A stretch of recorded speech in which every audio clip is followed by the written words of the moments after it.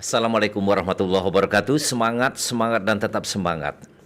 Hari ini ketemu dalam podcast Harmoni. Kami tetap akan membahas tentang yang menjadi perdebatan sekarang ini, tentang hak cipta.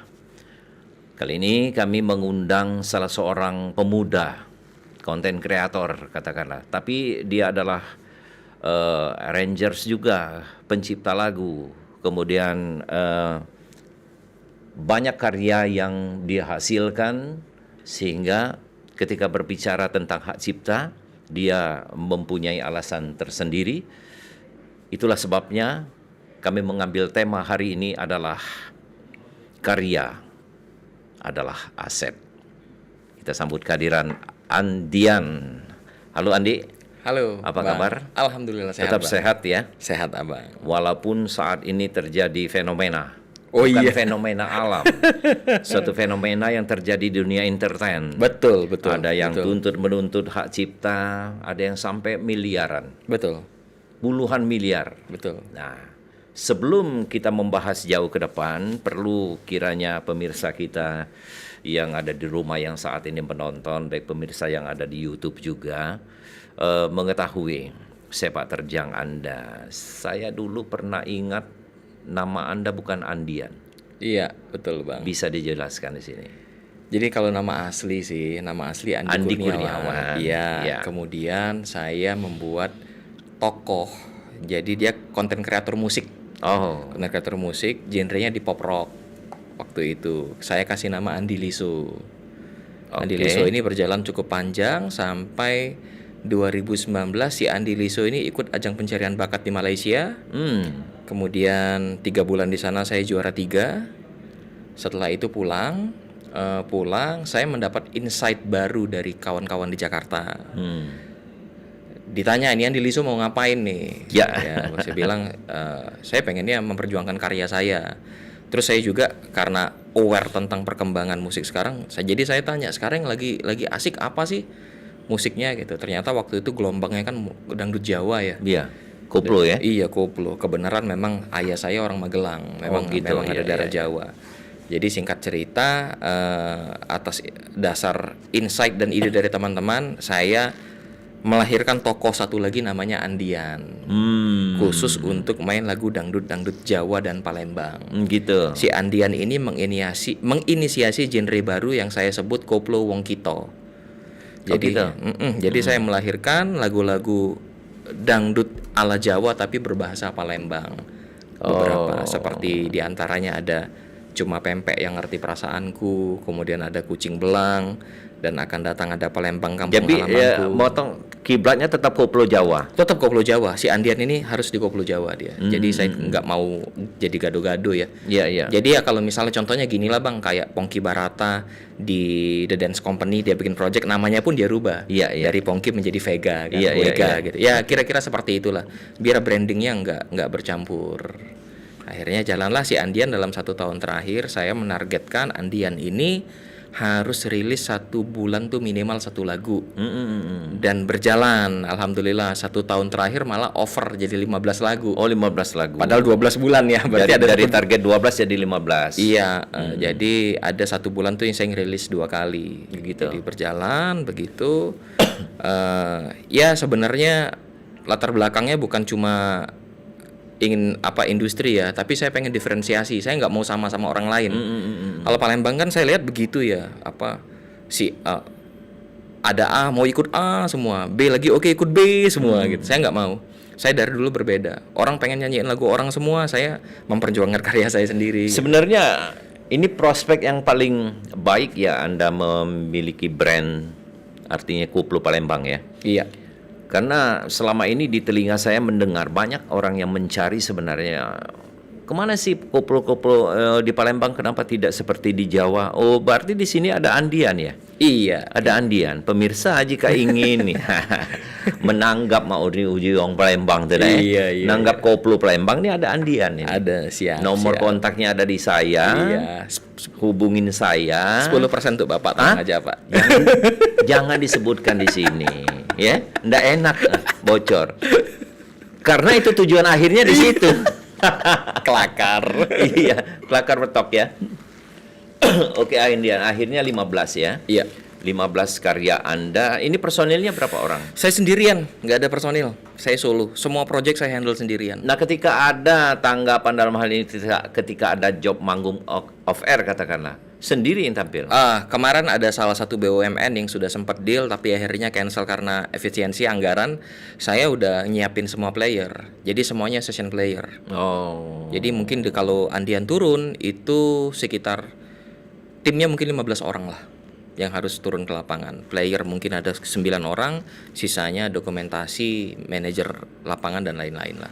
Peralatan lengkap berarti ya, harus dipersiapkan ya. Iya, musiknya mulai dari sound. Pasti itu akan include di rider. Oh. Include di rider, begitu user minta kita kasih rider. Kenapa tidak membentuk memang menyiapkan alat sendiri seperti grup-grup musik lainnya? Kalau alat pasti punya sendiri, Pak. Seperti gitar dan lain-lain ya. Tapi sound system kan nggak mungkin kita bawa. Makanya begitu kalau orang nanggep, orang pakai kita minta spesifikasi speknya, sound systemnya begini. Iya. Artinya manajemen sama dengan Soneta ya? Iya, pada umumnya inilah, pada umumnya musisi profesional lah. Ada yang masih membawa alat soalnya. Ada yang mungkin masih masih membawa peralatan yang dari daerah Jawa, dari daerah Lampung, bahkan Sumatera Selatan sendiri. Grup-grup musik ini mulai dari grup dangdut katakanlah, mereka membawa alat sendiri. Ya terus terang saja sih Pak, sudah ada beberapa vendor yang siap nge-backup. Bang Andi kalau misalnya dapat job sekalian sound system punya kita aja dong, paketin. Udah ada beberapa gitu. Oke, alhamdulillah. Baik, semoga kedepannya lebih baik. Ya kita doakan juga Palembang ini ada warna. Jangan selama ini ciplak-ciplak terus kan. Ya harus ada berinovasi lah ya. Inovasi. Karena selama ini kita tahu untuk berdiri menjadi seorang entertain itu harus katakanlah harus memiliki skill ya. Iya, memiliki kemampuan, skill dan knowledge dan financial source juga, Pak.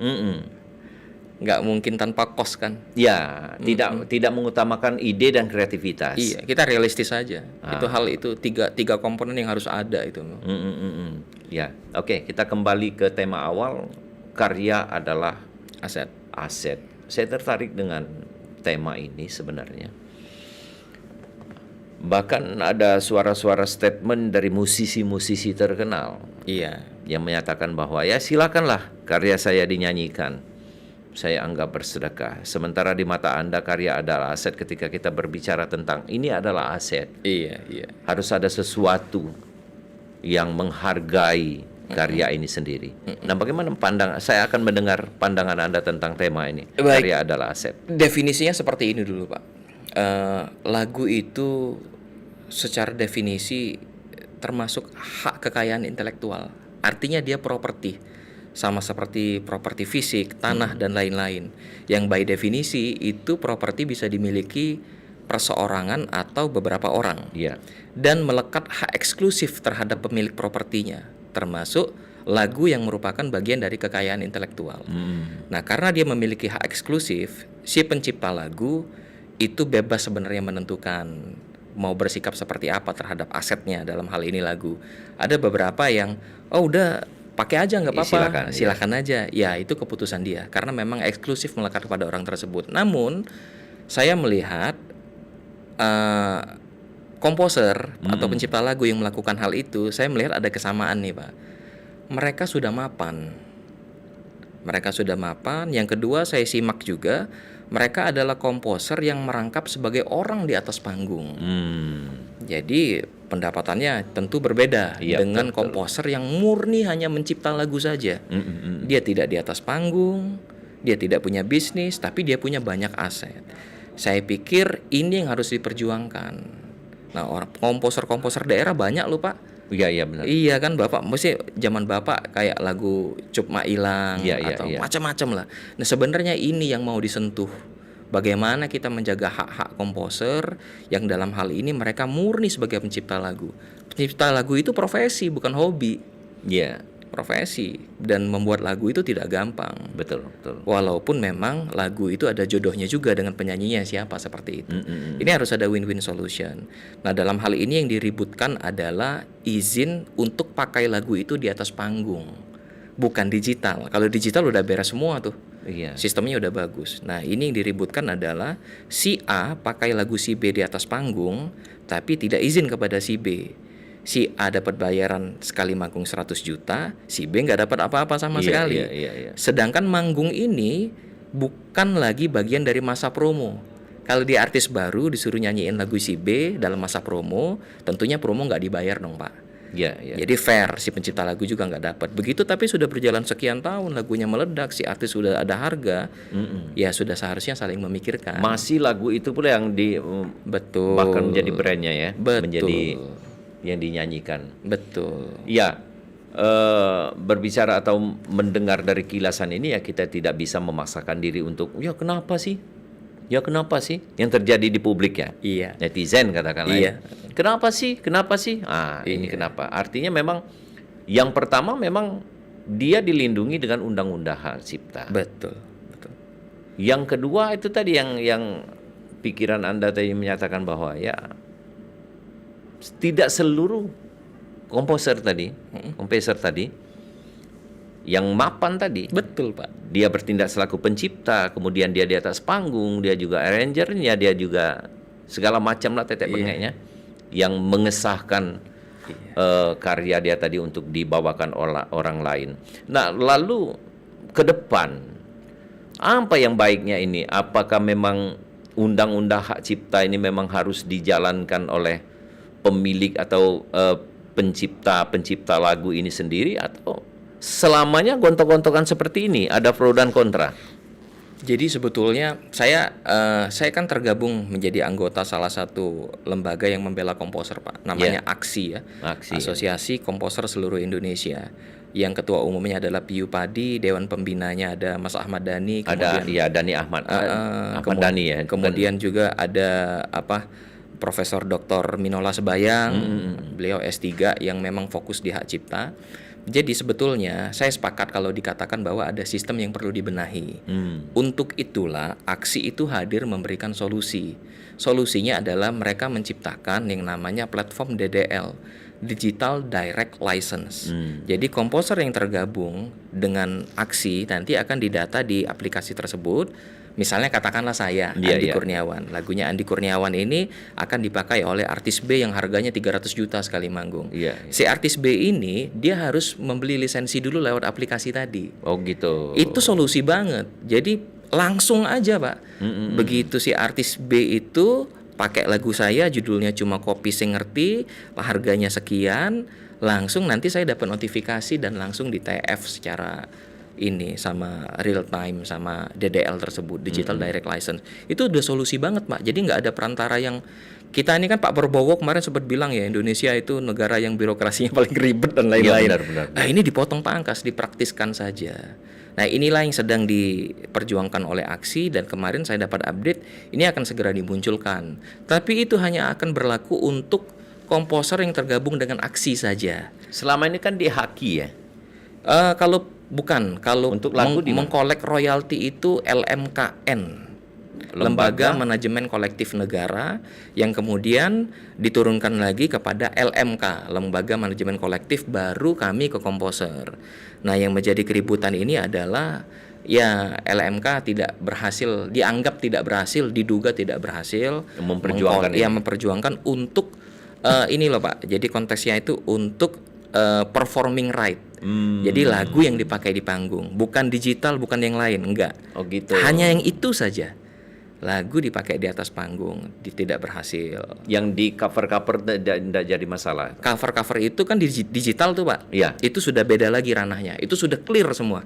Nggak ada yang jadi masalah. Yang jadi masalah di adalah panggung off air ini. Panggung off air dipakai oleh artis profesional lagu, tapi penciptanya nggak tahu, bahkan nggak dapat apa-apa. Dan yang dituntut oleh pencipta lagu berdasarkan usulan dari Aksi itu sebenarnya make sense banget, Pak. Cuma 1%, Pak. Oh, Kecil gitu. banget. Ya mau tak mau harus memang. Jadi misalnya seperti ini, si artis A manggung harganya 100 juta, dia Iya. bawa 10 lagu, maka tambahkan dulu 10%, 10 juta, sisihkan 10 juta, 10 itu dibagi 10 juta itu dibagi 10 lagu. Lagu itu punya siapa aja? Kalau lagu saya ada 3 di situ, berarti saya dapat 30% dari 10 juta itu. Jadi kecil sebetulnya, Pak. Pun si artis nggak akan rugi sebetulnya. Oke. Bisa diakali seperti yang disampaikan oleh Mas Ahmad Dhani dan lain-lain. Artis itu tinggal menambahkan di ridersnya saja biaya lisensi lagu.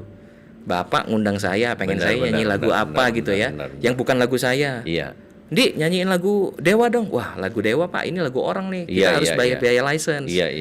Jadi fee utama artis nggak terganggu sebetulnya, Pak. Iya, benar. Iya, masukin aja di riders. Iya, artinya kita profesional kan? Betul, Pak. Ketika yang mengundang kita minta bawakan lagu ini dan kita mengetahui bahwa ini sudah di tangan Aksi, Iya. ya kita harus fair untuk menambahkan itu tadi. Iya, betul, Pak. Nah, selama ini yang terjadi polemik yang di tengah masyarakat tuntut menuntut ini, apakah memang lagu yang menuntut si penyanyi tadi belum terdaftar di Aksi?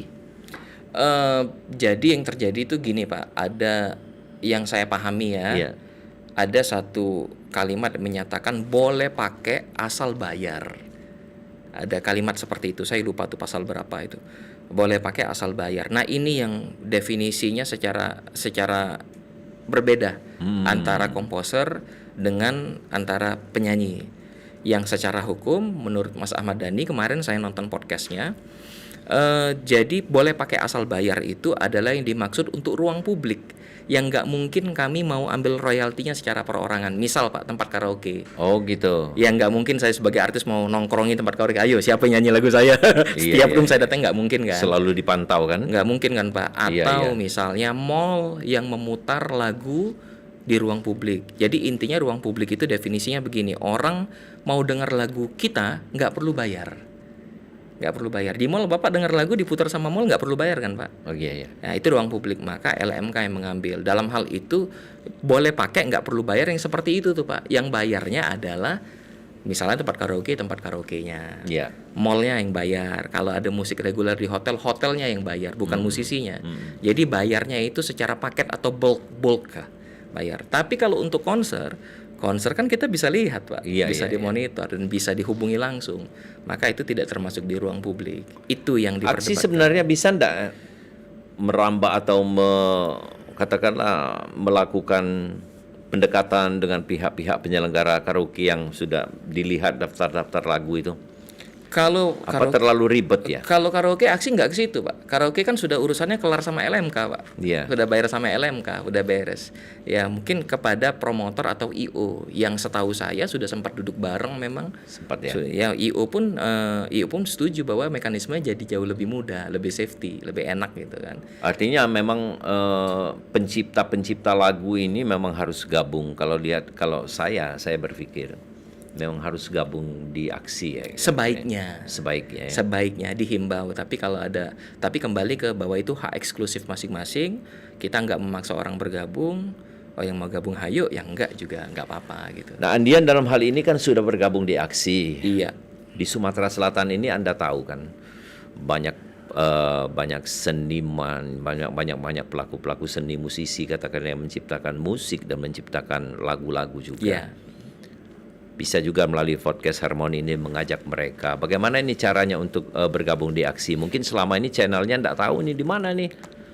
Oke, saya juga terus terang bergabung di Aksi. Di Aksi itu rekomendasi by jaringan sih, Pak. Oh gitu. Jadi ya mungkin bisa mulai follow dari akun media sosialnya Aksi ya, mulai dari Instagram, nanti bisa DM ke adminnya, terus menjelaskan karyanya apa saja, kemudian apakah sebagai komposer sudah terdaftar di publisher, kemudian di publisher biasanya kita bisa membuktikan karya kita yang rilis itu apa aja. Jadi bukan by lisan, memang harus ada by data ya. Saya kemarin juga begitu mau gabung di Aksi ditanya, Mas Andi sudah under publisher? Sudah. minta dong katalog lagunya. Saya keluarin tuh katalog lagu saya yang dari publisher, jadi by data. Oke, di ACC izin masuk. Yang jadi masalah kan kadang-kadang komposer sendiri nggak mengerti dan tidak peduli juga kadang-kadang tentang Iya. administrasi begitu ya. Kalau saya aware memang Pak, karena saya memahami ini, karena saya bercita-cita suatu saat ini bisa masuk industri apapun bentuknya. Jadi saya harus administrasinya harus beres dari sekarang. Ya, kita kan punya cita-cita dan keinginan ke Oh depan. iya. Lalu ini tadi satu pertanyaan. Kembali kepada polemik tuntut-menuntut ini. Kalau yang menuntut hak cipta ini ternyata karya dia tidak terdaftar di lembaga hak cipta, tidak terdaftar di aksi, tidak terdaftar dan tidak berbadan hukum, bagaimana dia? Jadi, apakah lemah mereka menuntut? Ya, memang sebaiknya harus ini dulu ya, dibuktikan kepemilikannya. Bisa yang paling lemah tuh gini loh Pak, bahwa itu lagu kita punya data rekamannya, itu pun udah cukup. Oh, udah cukup itu. Udah ada data rekamannya, bukti-bukti pendukung bahwa itu memang karya kita. Nanti menyusul bisa mungkin didaftarkan di Haki ya, dikeluarkan ininya aktenya bahwa itu lagu, itu bisa menyusul. Tapi selemah-lemahnya bukti adalah kita punya data rekamannya. Lemah kan itu. Iya, sepertinya bisa. Saya mengedukasi, memberikan informasi kepada rekan-rekan kita. Jadi sebenarnya karya-karya Anda itu ya harusnya berbagai sudah berbadan hukum, sudah diakui ya. Iya, diakui. Sudah disertifikasi ya. Betul. Minimal banget Anda bergabung dengan publisher. Publisher itu adalah yang bergerak mengurus administrasi pencipta lagu. Rumahnya pencipta lagu lah Pak. Iya. Dia bukan rumahnya artis ya, rumahnya pencipta lagu. Jadi pencipta lagu mengkuasakan seluruh administrasinya ke publisher. Misal nih, lagunya nanti mau dipakai untuk iklan, lagunya mau di cover orang lain, lagunya mau dipakai jadi soundtrack, itu nanti publisher yang ngeluarin administrasi. Nah itu udah cukup itu Pak, diakui, bukti bahwa kita memang itu karya kita. Ini dengar ya para komposer, para pencipta lagu yang ada di Palembang khususnya. Kamu tuh jangan cuma nak cipta nulis lagu, penyanyi baik. Daftar ke apa sesuai dengan apa yang kata kawan kita nih Andi. Publisher udah banyak banget Pak, cari aja di ini. Sekarang kan informasi terbuka luas kan. Iya. Bisa dicari di media sosial, di Google juga, atau di media sosial lainnya. Bila Anda ingin memperkuat hak cipta Anda, ya harus pengakuan ini bukan Anda sendiri. Paling tidak yang paling lemah adalah bukti adalah bentuk rekaman tadi. Ya. Karya tadi. Sudah 15 lagu yang terdaftar Anda daftarkan di sini. Aksi. Lebih sih Pak. Zaman Andi Lisu juga, karya-karyanya Andi Lisu juga sudah daftar. Sudah terdaftar. Iya. Nah, ke depan langkah apa yang akan Anda lakukan? Ini saya senang Anda sudah memberikan inovasi bagi musisi yang ada di Sumatera Selatan ini, bahwa kenapa kita harus bersaing dengan daerah lain, kita memberikan ide ataupun inovasi tersendiri. Dangdut Koplo Wong Kito tadi ini adalah inovasi tersendiri bagi Andi. Langkah ke depan untuk lebih meningkatkan gairah pasar musik kita ini gimana? Karena sekarang ini sedikit agak lemah ya dia. Saya nggak tahu juga kalau kita bicara konteksnya Palembang Pak ya, karena Palembang sendiri kan nggak punya industri musik, nggak seperti Pulau Jawa ya. Sekarang. Jadi, iya sekarang. Kalau dulu tahun 70 ada Golden Wing dan lain-lain ya. Kita melawan. Iya. Kita bersaing. Jadi saya nggak tahu juga harus berbuat apa. Cuma saya punya agenda, saya nggak akan berhenti berkarya. Ya. Karena tanggung jawab saya sebagai seorang insan seni ya berkarya. Kebetulan saya bisa berkarya aja. Iya. Tentunya saya punya pandangan visi misi dan karya saya sendiri yang paling realistis seperti apa gitu. Cuma kalau untuk terlalu jauh, pokoknya buat aja deh, ngalir aja deh. Iya. Produktif. Kalau saya nggak produktif, saya nggak bisa dong nyebut diri saya sebagai insan seni. Betul. Saya nggak ngapa-ngapain gitu Pak. Ya intinya tanggung jawab saya bahwa saya insan seni, saya akan terus berkarya, entah sampai berapa banyak. Ya, dari karya Anda juga menghasilkan sesuatu yang saat ini Anda geluti di bidang pekerjaan juga, bagian dari kehobian ya sebenarnya awalnya. Masuk di bidang pekerjaan. Iya. Saya kerja di toko musik kan. Iya. Sebagai store manager. Iya. Inilah awal berangkat dari kehobian, kemudian menjadi penopang hidup. Kemudian ini cukup menjadi motivator ya, memotivasi kita bagi pencinta-pencinta seni yang ada di Kota Palembang. Yuk kita bangkit, yuk tetap berkarya. Apalagi Anda yang sudah berkarya harus tetap berkarya, karena ketika tidak berkarya mati dan ya mati semuanya. Mungkin mati gini sih, Bang. pencariannya segala Kalau macam. saya menganalisa gini, Palembang ini mungkin kan tumbuh musiknya dengan festival band ya kebanyakan ya. Intinya kompetisi lah ya. Iya. Kompetisi itu kan notabene dia adu skill. Dan itu kayaknya mengeras banget di pemikiran insan seni Palembang bahwa harus hebat padahal nyatanya industri nggak butuh itu 100%. Harus hebat dulu baru ke tengah. Iya baru padahal nggak begitu, industri nggak begitu kan. Iya. Apa artinya ruang apapun di industri terbuka. Saya juga banyak dapat cemoohan, dapat kritik, wah nyanyinya pas-pasan nih, bodoh amat gitu. Iya. Saya nggak peduli, kamu nggak ngerti industri, nggak ngerti kebutuhan industri, saya cuek aja jalan terus. Jadi inilah industri kreatif. Iya, Jadi yang dibutuhkan adalah bukan skill, bukan kemampuan, tapi bagaimana Anda harus terus berkreasi karena industri kreatif ini membutuhkan orang yang berkreasi, ya. betul. Nanti Betul. karena relatif, saya katakan relatif sini nih. Ketika satu orang menilai bahwa vokal Anda pas-pasan, ada orang lagi menilai inilah warna vokal yang saya setuju, yang saya senangi. Iya, selalu ada dua sisi kan, Pak. Selalu ada dua sisi. Tapi memang begini loh, Pak. Mengkritik itu lebih mudah daripada membuat. Ya, Iya. Jadi orang yang mengkritik itu karena mungkin dia nggak bisa bekerja keras membuat gitu. Jadi lebih mudah mengkritik memang. ada juga di negeri kita ini hidup dari mengkritik. Iya, iya.